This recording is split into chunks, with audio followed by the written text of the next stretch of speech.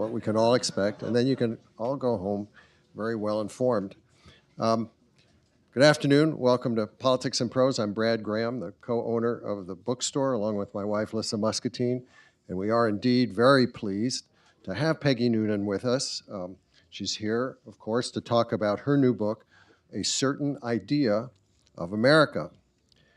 Peggy, as I'm sure you all know, has a very well-read column at the Wall Street Journal.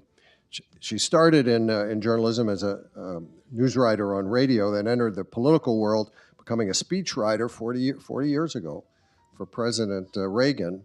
She lived in Washington from 1984 to 1989 and moved back to New York, but eventually found her way back to journalism and launching her column at the Journal in 2000. She has continued to opine weekly since then on a broad array of themes. She's also written 9 previous books on American history and culture. Her columns about the 2016 presidential campaign, capturing Donald Trump's shattering of norms and shattering of the Republican Party, won Peggy the Pulitzer for commentary. She's still, to say the least, not really a fan of Trump's, and laments what's become of the GOP. And I'm sure in today's discussion, she will share her thoughts on this month's election and what another Trump term may bring. But her new book, which is a collection of about 80 of her columns from recent years, covers quite a range of topics, reflecting her practice of writing not just about politics. There's a section in the book called Let Us Now Praise Famous Men that contains pieces on prominent artistic as well as political figures of the 20th century, plus a few 19th century Civil War generals. There's another section called Watch Out, where Peggy has pieces worrying about the dark potential of AI, the possible use of nuclear weapons, and the ongoing conflicts in Ukraine and the Middle East. And elsewhere, Peggy sounds off critically about, or as she calls it, takes a big stick to certain people or situations, like Democratic Senator John Fetterman of Pennsylvania for insisting on wearing gym shorts and a hoodie on the job, or more significantly, the tragic police scandal in Uvalde, Texas. All in all, the collection showcases Peggy's varied interests, her thoughtfulness, and her very engaging writing style. As she says at the outset, her basic idea of America is that it's good, it's valuable, it's an advancement in the history of humankind. And while she writes about America's problems and weaknesses, she tends to be drawn back to what she considers ennobling and inspiring about our country's present and past. In conversation with Peggy this afternoon will be another veteran journalist, Susan Page, Washington bureau chief of USA Today. Susan also has written 3 previous biographies, The Matriarch about Barbara Bush, Madam Speaker about Nancy Pelosi, and earlier this year, The Rule Breaker about Barbara Walters. So we feel very fortunate to have Susan moderating today. Please join me in welcoming Peggy Noonan and Susan Page.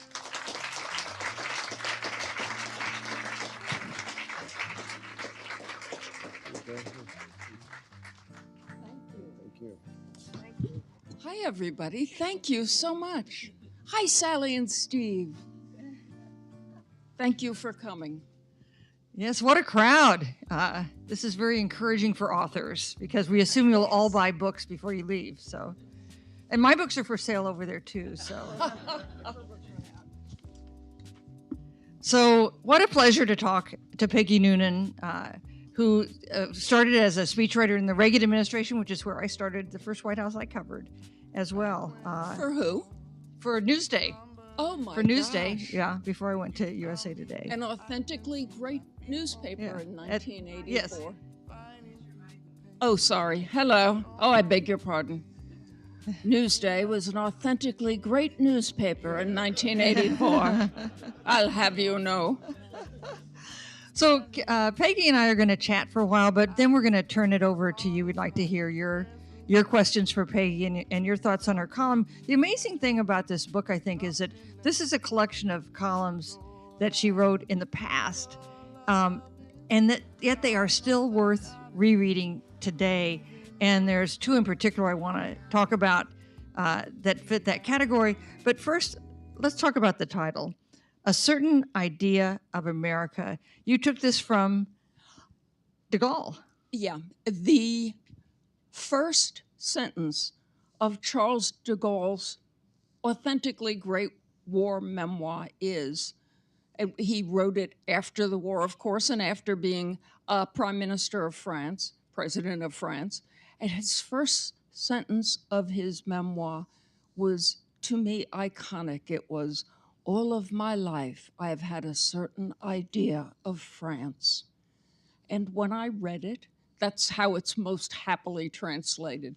And when I read it a few decades ago, I thought, that is really very beautiful, but also I'm feeling it because I feel all of my life I've had a certain idea of America, a positive sense of it, an absolute love for it, based on many things. I mean, we all share this, but I've been feeling, having been around for a while, what drove my work most was having that idea of America and feeling protective about it. So a certain idea How of was that? Was that okay? that was very good. Yes, Thank you're you. doing fine. I know you're nervous. You're unaccustomed to public speaking, and but so a certain idea of America as a place of hope and possibility, and becomes with it to as a gift to us. That comes with it a job for citizens. What is the job of American citizens in your certain idea of America? It's very simple. You're born into this thing. You receive it. You do your best through your life, whatever area or lane you're in, to make it a little bit better by doing your work and your relationships well.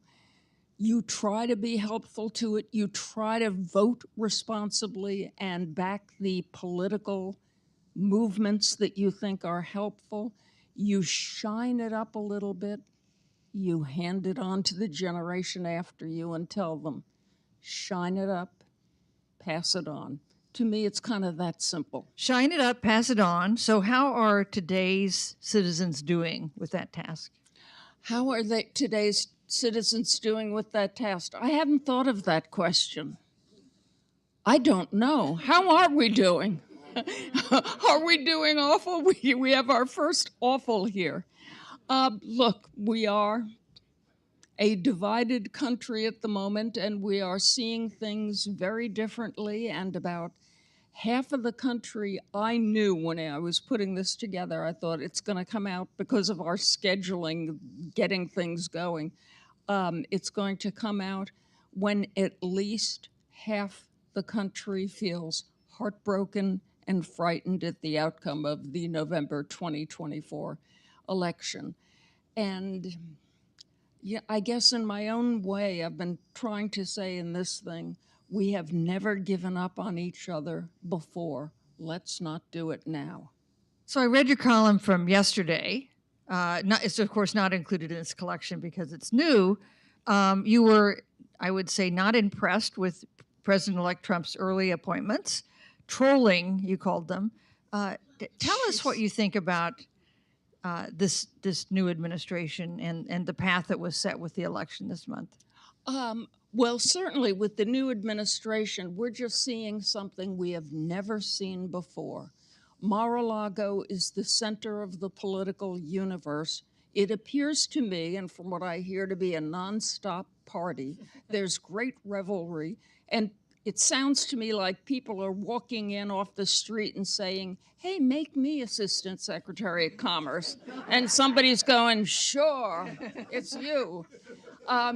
The choices made so far are, for me, I was thinking, what word am I going to use tonight when we discuss the cabinet appointments? And I thought of what my friend Stephen Smith, who is a great editor and a great veteran of the news, what word would he suggest I use? And he would think, and then he'd go, concerning. So I find the choices very concerning. I find them to be troll-like. I find them to be not showing sufficient respect for the reality of governing a great nation. Matt Gaetz is so obvious. A person who has not really practiced the law to be in charge of the American law system, to be in charge of our system by which we try to get at justice is just kind of shocking to me. Pete Hegseth, who I'm sure is a very nice person, but who is not a person of profound achievement in the managing of great organizations, to be head of the Department of Defense, to be essentially in the shoes of a George C. Marshall, a Bob Gates, a Bob Levitt, a person who's never run anything like this. He's a well-educated guy, Pete Hegseth. He's a young man. He is a kind of a culture warrior. That's great. Culture warriors are fine. But this is not a background for running a 3 million person bureaucracy that is one of the most complex and deep in the world. And also the Secretary of Defense is kind of the guy you have in the room if it appears that our computers and satellites are showing that North Korea just launched a missile headed towards us. So to me, when I read the Hegseth thing, I thought that's a joke, and then saw it wasn't, thought, okay, we're going in that direction. But when I saw Matt Gaetz, I was actually making a speech in London, and I talked about some of the appointments that I didn't think were so great. And afterwards, someone in the audience said, came up to me with his phone, and he said, they've just announced Matt Gaetz for justice. And I went, get out of here. So look, this is concerning. In 1980, when we were younger, Ronald Reagan was considered a disruptive president. A lot of Democrats viewed his election as concerning. What would Reagan think? You worked closely with him. What would Reagan think about Trump? I never do what would Reagan think or what would Reagan say. It doesn't feel right to me. It's not respectful, I feel. But, it has crossed my mind that Ronald Reagan might not quite recognize both parties at this point. He would find America to be a surprising place. And I do believe he would find Donald Trump to be a highly unique holder of a position of great respect for which Reagan himself had a certain reverence. How'd I do on that one? That was good. I just hate, the whining we're all doing where, it's so terrible, it's awful. Yeah. Trying to avoid that because it doesn't feel right either. Now, to be fair, Trump is not a fan of you. You wrote a column during the January 6th hearings that said they were sinking Trump. He issued a written statement that said, quote, I listened to all of these foolish, parentheses, stupid, exclamation point, people, often living in a bygone era like the weak and frail rhino, Peggy Noonan, who did much less for Ronald Reagan than she claims, and who actually said bad things about him and his ability to speak. So a lot to unpack there. But what did you make of his comment? And have you ever talked to him? Well, I had actually forgotten that one. He has actually attacked me in rallies and tweeted against me. Once when he attacked me in a rally, it was just the most fabulous thing. It was the first time he ever put me down. I had come to Washington from New York. I went to on a Saturday night. I went to dinner at 6 p.m. with friends. I went upstairs to my room in my Washington hotel room. I was going to be on meet the press the next day, probably with you. So I think to myself, oh, I've been out of touch with the news. I should put on the TV. I swear to you this happened. I put on the TV and Donald Trump's head talking at a rally comes up. And I thought, oh my God, I forgot he was at a rally. And I put up the volume. And literally at the moment I put up the volume, he was saying, and that Peggy Noonan, what's wrong with her? And the crowd didn't know whether to cheer or boo because they didn't know who I was. So there was like silence, which I considered strange. He then said that I write about him as if he is a Neanderthal. Okay. My first thought after this happened was, I'm standing there in a hotel room at the Ritz in Georgetown, holding a clicker, hearing this, and I thought to myself, I am the only person in the world named Peggy Noonan who is hearing the President of the United States attack her live, and she is the one being attacked. She's that Peggy Noonan. And that is an idiotic thought, but it was actually my thought. My next thought was Google Neanderthals. So I went on social media to see people making believe they were alarmed that I was attacked, which is one of the great parts of modern life. So sad to see Peggy Noonan attacked, smiley. So anyway, I Googled Neanderthal, and I found out that they were famous, of course, for their cave art, which was more than hands on the walls. It really was art. And that they were actually known for their tribal organizational abilities. So I thought, thank you, God. So I went on Meet the Press the next morning, and I was teasingly asked about whether or not I thought he was a Neanderthal. And I said, well, actually, they're known for great art and organizational abilities. Believe me, he's no Neanderthal. Thank you, God, for Google.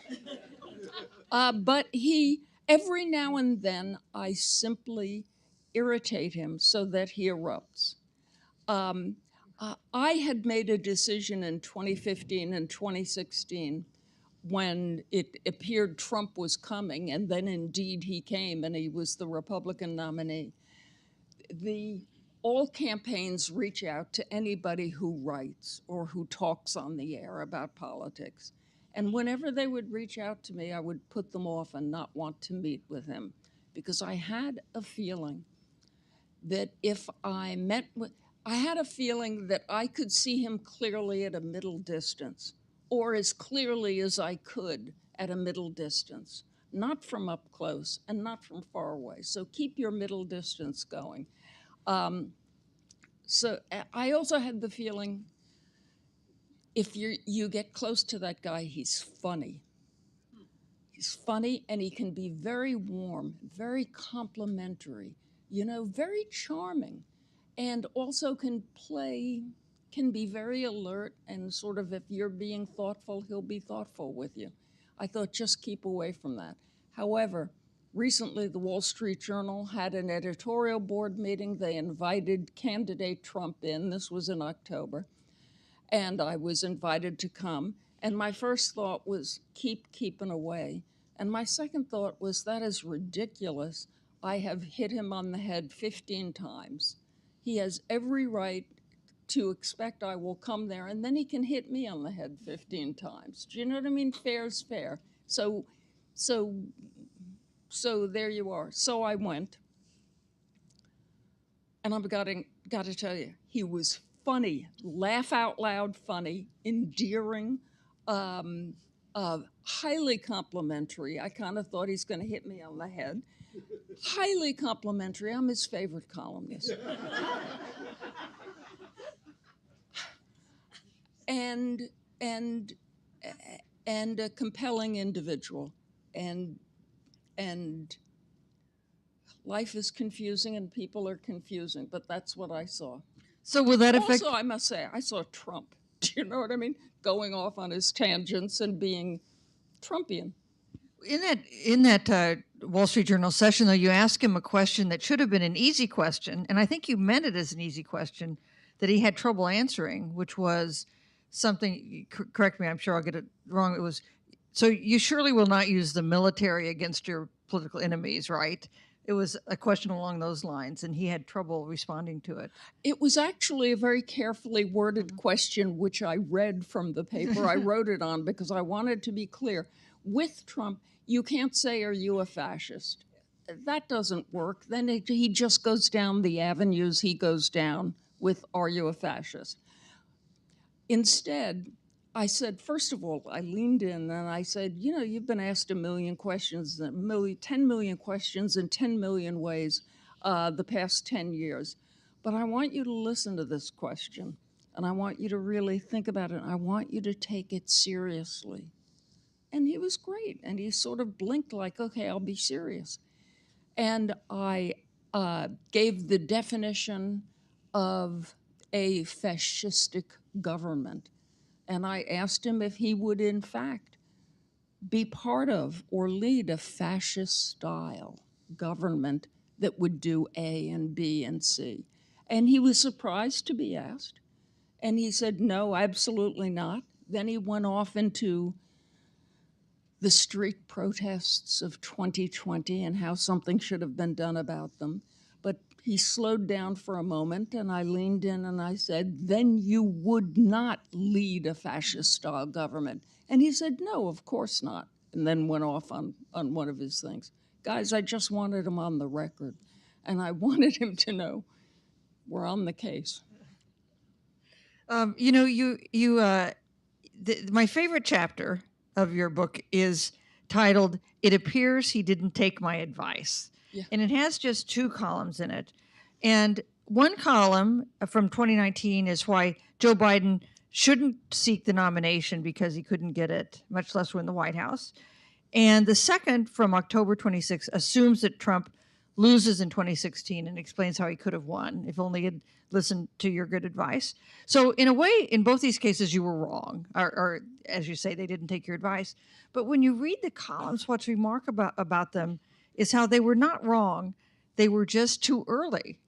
They were premature because they both turned out to have elements of kind of fundamental truth. One about Biden's strengths and weaknesses that became apparent this time around, and the other about Trump's potential effect on the Republican Party. So could you talk about those columns, your thoughts in including them with a slightly mocking yourself chapter title? Well, first of all, you should mock yourself. If you give opinions and views in public and you get it wrong, just say it and talk about it. It's fine. On the Joe Biden, I thought he shouldn't run. It wasn't only he's getting old, it's a hard job, this is tough. If you leave now, you leave as a lion of the United States Senate. It wasn't only that. It was also that I had seen the Democratic Party changing over the years, and I felt the rising power within the party, the rising quadrant, was the more progressive left, and he was not their type. And they would make him miserable. It would not work. Getting the nomination wouldn't work, and even if he got the nomination, the presidency would not work. It's hilarious to read this because it all did work, and he wound up being highly progressive. In the short term, yes. Yeah. So that was the Biden part. The Trump piece almost had a feeling of poignance to me. I wrote it in 2016 before the election. And it was very blunt, and it just said, I think it begins with the words, he's a nut, and you know he's a nut. And then it goes into who I think Donald Trump is. But what was poignant about it was I tried to imagine, what if he were not a nut? What if he were someone who was really thoughtfully serious in a very protective way about America's open southern border? What if he were thoughtful about it, not insulting and jerky, but really thoughtful, and explain to America why we can't have this, an open border won't work? What if he were thoughtful about this issue and that issue? What if he could hear America's heart beating and you could tell he could hear it? You know, among a number of people you and I have both known and I have worked either for or with, there have really been titanic figures who did know and love America well, like Reagan, like a George H.W. Bush. And so it was a poignant asking of, I agreed with Donald Trump on so many issues, but he himself seemed to me to prohibit support. And so I imagined what it would be like if he did not. So I'm going to ask another little set of questions, but in about 5 minutes, we'll go to questions from you. So if you want to ask a question, please feel free to line up at the mic if you don't mind standing there. So you've been doing this column for 25 years. Yeah. Do you ever run out of opinions? Do you know what? That is such a great question. Thank God, no. Thank God I still have at least one thing a week that I want to say. Sometimes it's surprising, sometimes it surprises me.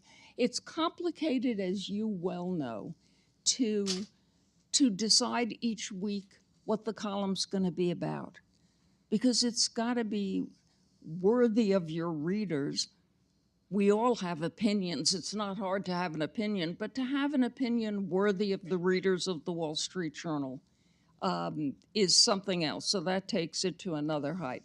2, do I have something that I think I want to say about this issue or person that I think it has not been said or is important or should be said? I don't want to just do a column that says, you know, the opinion that's already out there and the view, you know, that people are taking. So I'll even though sometimes an issue comes by that I have an opinion on, if it isn't fresh and doesn't add to, then I don't want to do it. And now and then I allow myself just to do my opinion, which I'll just throw out there and hope somebody else shares the view.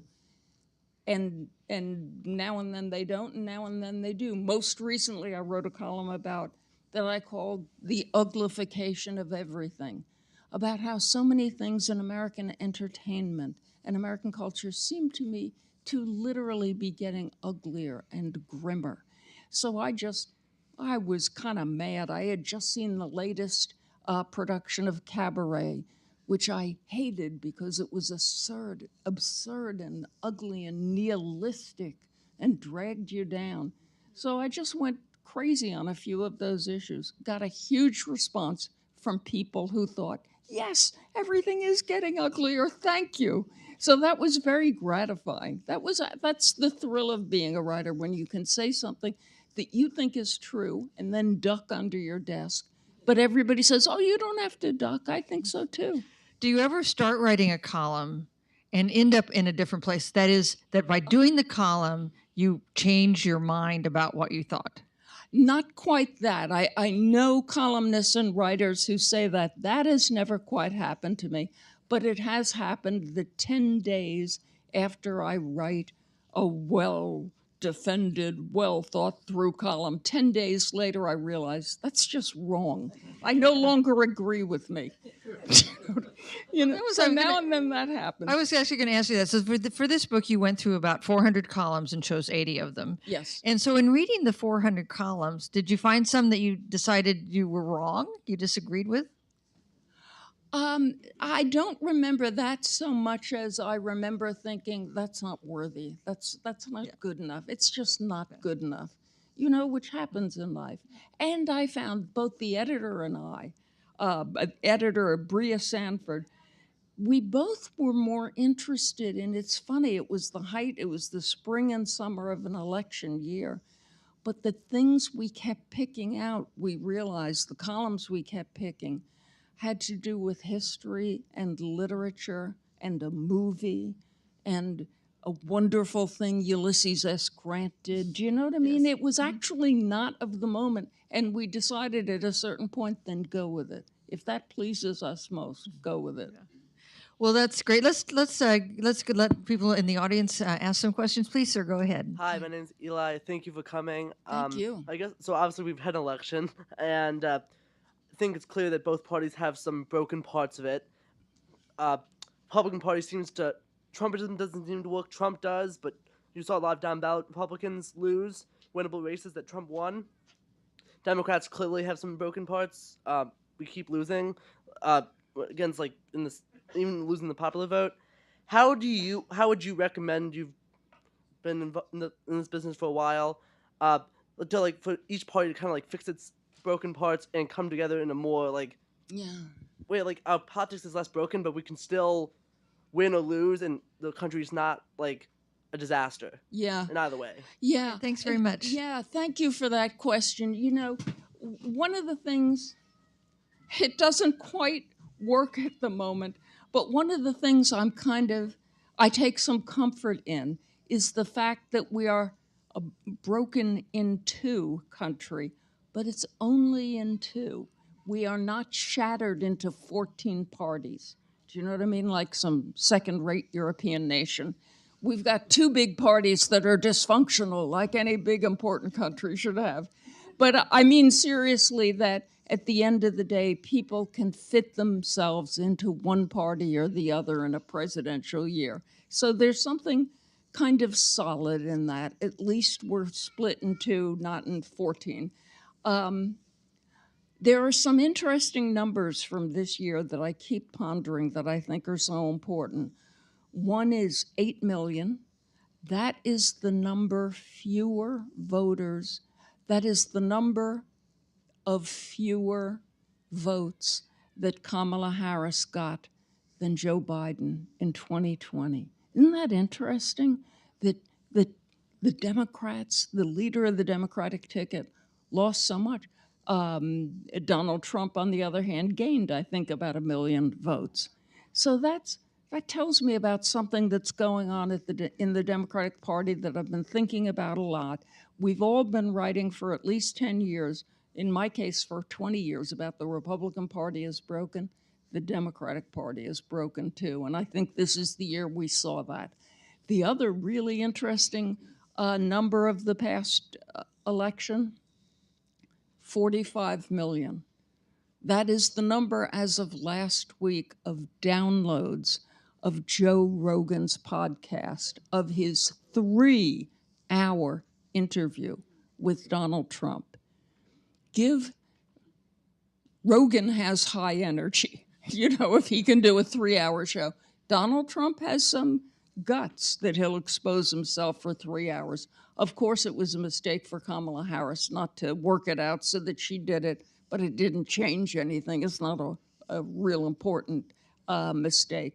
I am fascinated by how the area in which we operate, which is long form,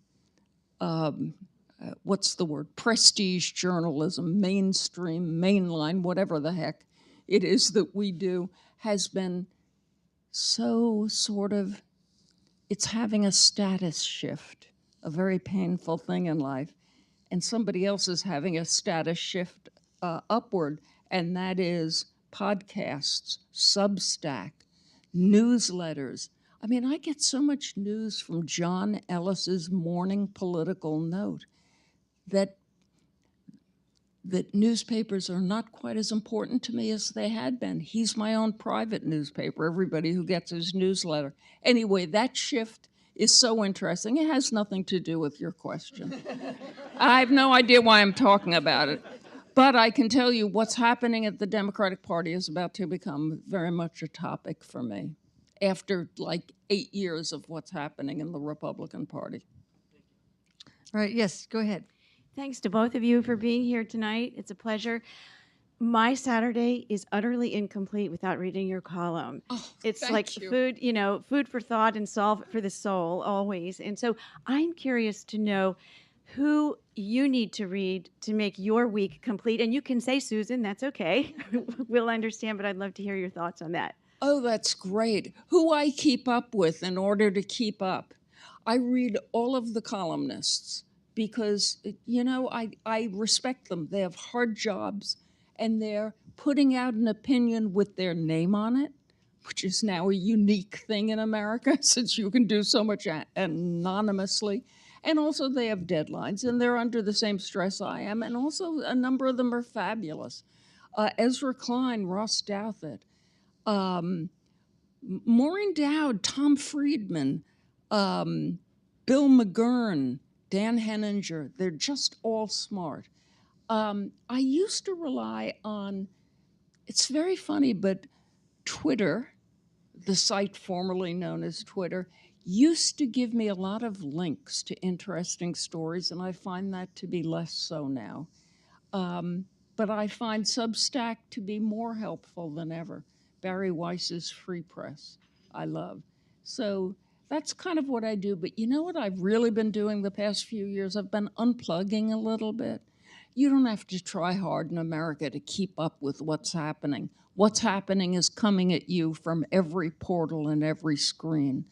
But I have been unplugging a little bit and reading, going back to more deep and serious reading of history. I follow little obsessions like, oh, let's do World War I. I do a lot of my reading with this thought in mind. Well, we got through that. You know? The disasters of yesteryear are such an inspiration at a moment like this. So thank you. So when you started writing a column, did anyone give you advice on how to survive and thrive as a columnist? That's such a great question. No. You know, in the year 2000, Bob Bartley, who then ran the editorial page of the Wall Street Journal, called me up on what seemed a lark and said, "Hi, we're starting a new editorial page, the Wall Street Journal Online. Have you heard about online?" And I said, "Well, yes, Bob, I've heard about online." And he said, "Well, would you be our columnist?" And just as lightly, I said, "Sure."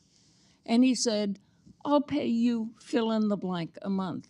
And I said, "Could we add like $1,000 so I can tell my friends that we had a hard and bitter negotiation and I won?" And he laughed and said, "Yes." And that is all anybody told me. I literally said, "What day will I run?" I think in those days, it may have been Wednesday, Thursday, or Friday. And so I know, okay, so when that day starts, I'll have to have a column. And I said, "What time do I file?" And he said, "Geez, I don't know." He said, "Well, I guess like before midnight," which I took literally, and used to file pieces at 10:38 p.m., which is a cruel thing to do to an editor. But I did not know that. He had no direction or request. The only thing he said in passing was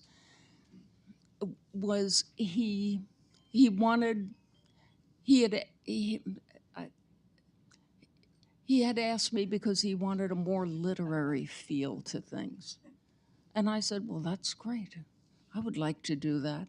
But both of us were lighthearted about it, and I had no idea it would become so very important to me. And do you he remember did not know it either. Do you remember your first didn't column? know how long it was supposed to be. I used to write 4,500 word columns. I'm not kidding. Until once a reader wrote in. I became a columnist exactly at the time that the internet had taken over journalism, which meant that you could write a column on the interwebs, and right below the column there were responses, anonymous responses. It was harrowing, I gotta tell you. But some guy wrote in and said, "Miss Noonan, you tucker me out." And I thought, I think I'm going too long here. So eventually, when I went into the newspaper, we settled that, and it became a more limited thing. 4,500 words is a lot of words. Do you remember what your first column was about? Absolutely. It was the Republican convention in the year 2000 in fill in the place. Yeah. I feel like California someplace, but I don't know. Where was it? Philadelphia. In Philadelphia. Thank you very much. Yeah. So it was the year 2000, and I just had a ball. I just spent a week going to a convention and writing down everything I saw and every conversation I had, and I loved it. I really loved it. Right. Yes, sir. Well, ma'am, thank you both very much for coming out. My name is Samuel. I'm a student at George Washington University. I have two mini questions. My first question being, I grew up learning the Republican Party as a party for the upper middle class, white college educated worker. In my own lifetime, now as a college student, I've seen that the party is completely transformed. Seems like the GOP has kind of found its footing in a new direction. Do you believe that the Democrats of today are becoming the Republican Party of yesterday in terms of the demographics and the type of people? Do you believe that the progressive wing of the party will try to make gains? And my second question is, because I like to inject a bit of optimism, do you have any points of optimism that you would see in this new Trump administration? Thank you very much. Wow. Optimism in the new administration. Well, they're wide awake and peppery, aren't they? Look, the American people make me optimistic. I go out and speak a lot. They make me optimistic. The people who are on the local school board and who are on the water board and who do all the boring civic jobs in America, who will come up at events like this, and they're fabulous. And they have families and they're responsible and they're trying to be good. They're just doing their part. So they make me optimistic. Look, class and politics has been interesting all of my life. I am from Brooklyn, Long Island, and northern Jersey. Working class, lower middle class. Big Irish Catholic family. When you're an Irish Catholic in Brooklyn, you are a member of the Democratic Party. Things start to roil in America. The 70s come, the 80s come. By the 80s, I had become a young conservative. To my shock, but satisfaction, I thought I was thinking things through. One day in late 1983, I called my mother. And I said, Mom, something big happened. She said, what? And I said, I'm going to go to work for the president. And she said, the president of what? And I said, it's a lucky thing she said that. And I said, of the United States. And she said, isn't that Reagan? And I said, yes. And she said, isn't he a Republican? I said, yes. She said, and she was shocked. She said, but we're for the party of the little guy. And I said, yeah, but I feel like that's become the Republicans now. They're kind of the party of the beleaguered. That's how I was feeling about it. So I genuinely felt it. And Susan saw us in that White House. It's how we all felt about it. I remember when the Democratic Party did feel like the party of the little guy. You know how it feels now, like the party of the academy and of very fancy people, and from people who, for whatever reasons, are living lives and having thoughts that seem detached from the average heart of America. And they're going to have to work that out. That means they're going to have a battle. That means someone's going to have to win and somebody's going to have to lose. In a bigger way, not to go off, but in a bigger way, the Democratic Party, every now and then, every 50, 35, 100 years, a political party has to figure out what it exists to do in history. I think the Democratic Party doesn't know anymore, right? Used to be for the little guy, not so much. Used to be for generous spending. The Trumpian Party would spend anything. The Trumpian Party would say, hold my beer, you want to talk spending. Democratic Party, 60s and 70s, when I found it the most attractive was the Peace Party, the I don't want war party. That's now the Trumpian faction, or a faction within Trump world, or maybe it's all of Trump world. Okay, a party cannot succeed unless it has big and timely reasons for existing and a job to do within history. So they're going to have to figure that out. Seems to me it's all in play for the Democrats. Thank you. Yes, sir.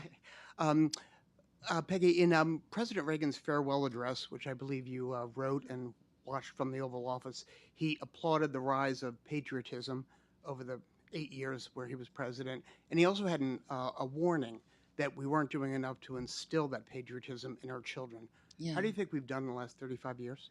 I think his warning was prescient. when I worked with him on it, I thought this is really going down the right path. You cannot continue as a nation on sentiment. You have to go forward on knowledge. And kids, he actually said to the kids of America, if your parents and your teachers are not telling you the serious and real, true history of America and its meaning, and teaching you its founding documents and doing the Federalist Papers, then they're not doing their job. And you can go nail them on it. So he meant it very seriously and was talking to the young. I forget the beginning of your question. I'm so sorry. Are we doing enough? Oh, are we to doing take enough? admonishment? No, we've been going off on this 10-year road trip of crazy, I think, in the teaching of American history.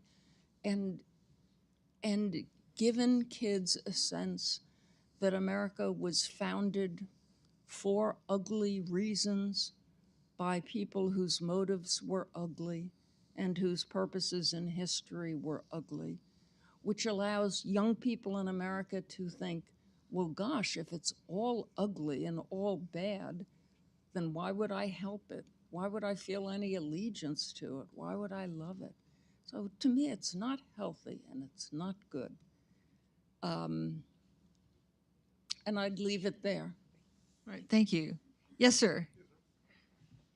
Hi, thanks for coming. Big fan of yours. Love it on Thursday nights when they post your column. It's always, it's always thank you. a highlight of the week. Two somewhat related questions or so.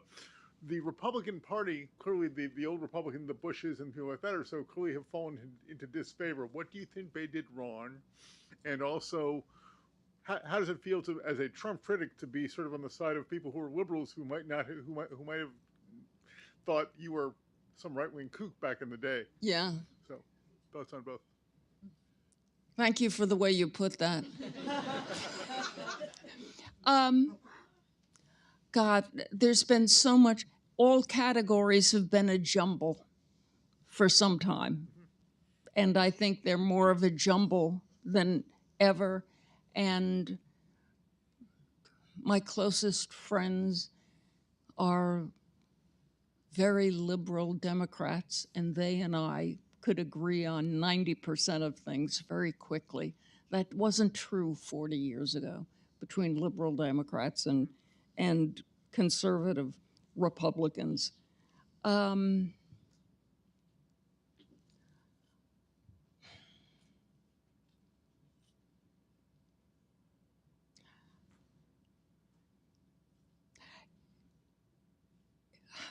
To be blunt, what did the Republicans get wrong? How did this Trumpian reaction to Republican establishment leadership occur? Well, you can start with what roiled everybody in the country. How about 2 long unwon wars?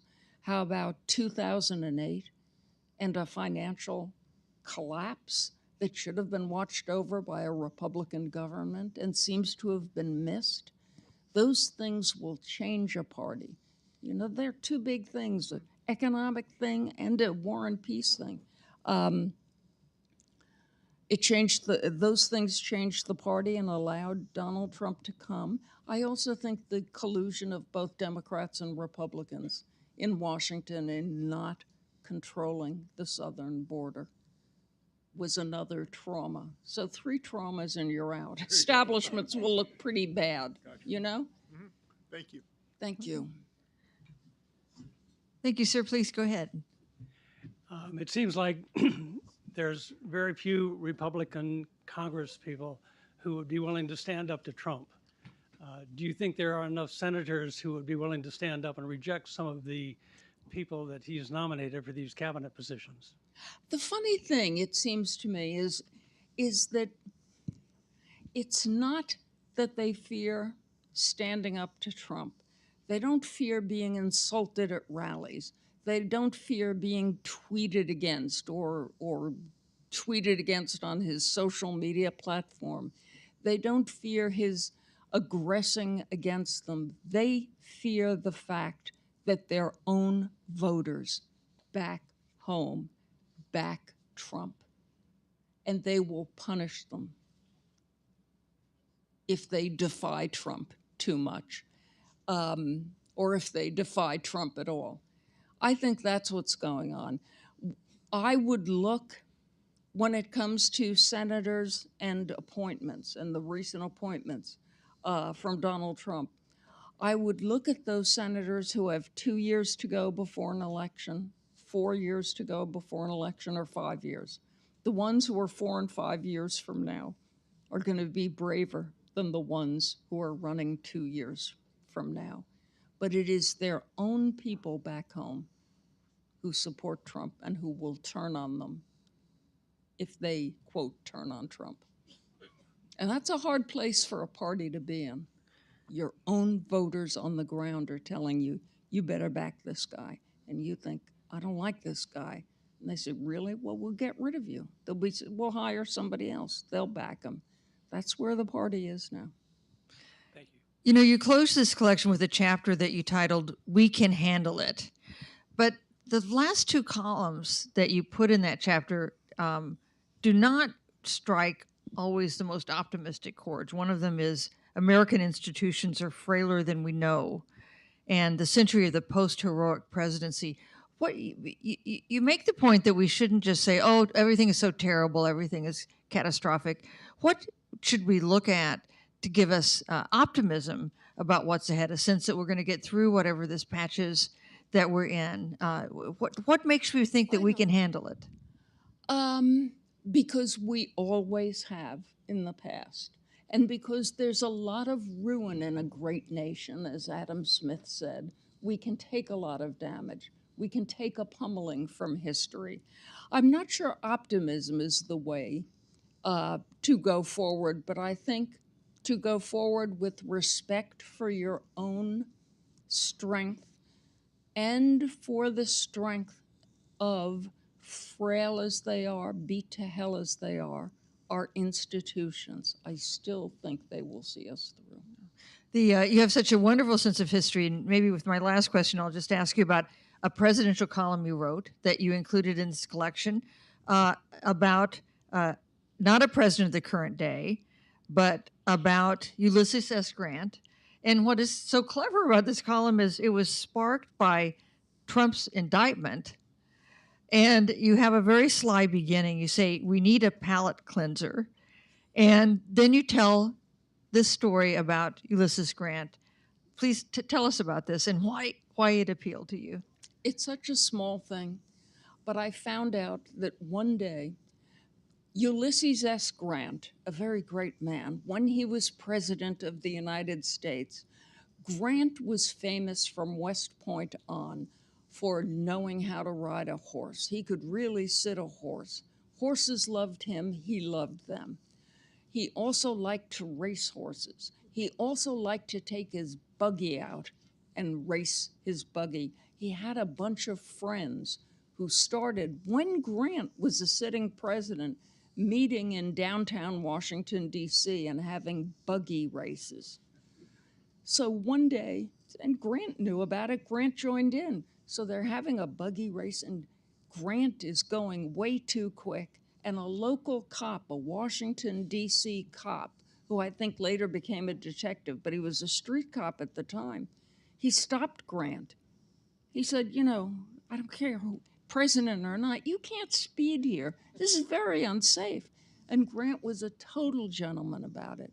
Totally, you are right, I am wrong, I'm terribly sorry, I'm going to watch it in the future. And the cop let him go. The next day, Grant's out in his buggy racing again. The cop stops him and says, Mr. President, I recognize you. I'm really sorry, but I can't let you do this. I'm going to have to arrest you. Now, the cop was a local black man in Washington who is arresting the leader of the Union forces who ended slavery in America.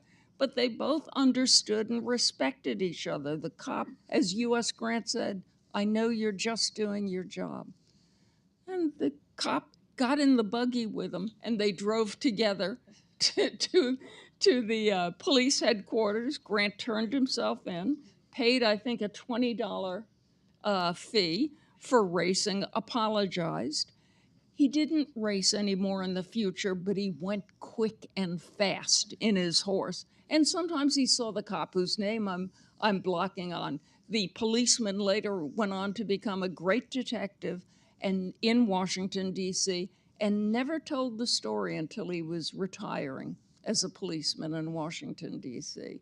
But he loved the story in part because it said, we have rules and laws. Without the law, we're nothing. And I'm a policeman, and I can arrest the president, and the president is going to have to come in. Grant was only too happy to do it. He never fought it. He was amused by his friends who were charged a fee greater than he was.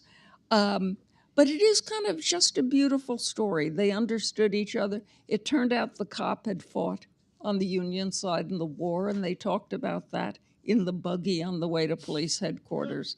So to me, it's just a beautiful story. It's a wonderful American story. And let's stop with that. Peggy Noonan, thank you so much. Oh my gosh. Thank you.